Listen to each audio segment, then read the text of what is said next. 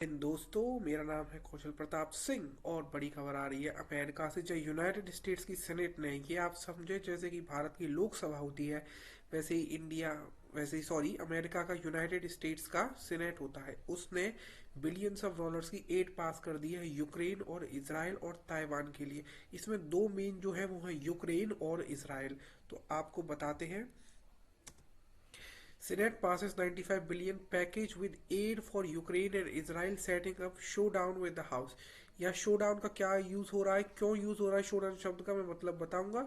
95 billion dollar की ये जो टोटल पैकेज अनाउंस किया गया है यूक्रेन और इसराइल के लिए, इसमें से पैकेज में से कुछ ताइवान को भी जाएंगे और कुछ गाजा स्ट्रिप्स में जो रेफ्यूजीज रह रहे हैं या यूक्रेन की जो वॉर के चलते हुए रेफ्यूजीज इधर उधर माइग्रेट कर रहे हैं, उन लोगों के लिए भी जाएंगे। लेकिन अमेरिका की सेनेट में बड़ी ही टसल के बीच में एक ये बिल पास हुआ है, क्योंकि अमेरिका के former prime minister Donald Trump ने कहा था कि किसी भी देश को किसी भी प्रकार की फॉरेन एड के वो बिल्कुल खिलाफ हैं। अगर किसी भी देश को कोई आर्थिक सहायता देनी है तो वो केवल लोन के रूप में दे सकते हैं, जिसमें उन्होंने इसराइल और यूक्रेन दोनों को ही गिना था। और वे यहाँ पर नहीं रुके थे। उन्होंने ये भी कह दिया था, उन्होंने ये भी कहा था कि जो नेटो अलाइज है, यानी कि जो नेटो कंट्रीज हैं जैसे कि पोलैंड हो गया आपका, या फ्रांस जर्मनी हो गई, जो भी अपना पैसा यानी कि जो भी अपनी नेटो की तरफ कंट्रीब्यूशन है वो कम कर रहे हैं, उन पर अटैक करने के लिए वो रशिया को इनकरेज करेंगे। तो इसके बाद नेटो की दो देशों की तरफ से काफी प्रतिक्रिया भी आई थी। लेकिन उस पर रिपब्लिकन्स ने, जो अमेरिका की पॉलिटिकल पार्टी है जिसको राइट विंग माना जाता है, उन्होंने इसको डाउन प्ले करने की कोशिश करी, जैसे कि ट्रम्प ने बात कही ही नहीं है, उन्होंने इसको नजरअंदाज करने की कोशिश करी।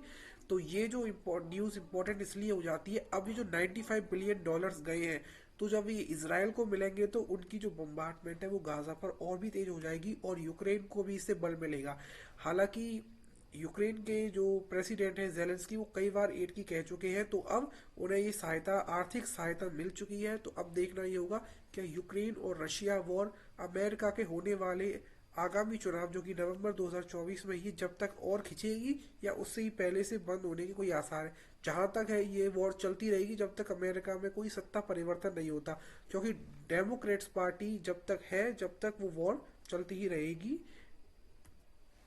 आज का क्वेश्चन है, what is the capital of Ukraine.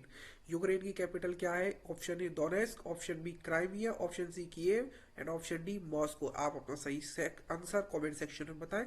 मिलता हूं आपसे एक नई वीडियो में कुछ ही देर में।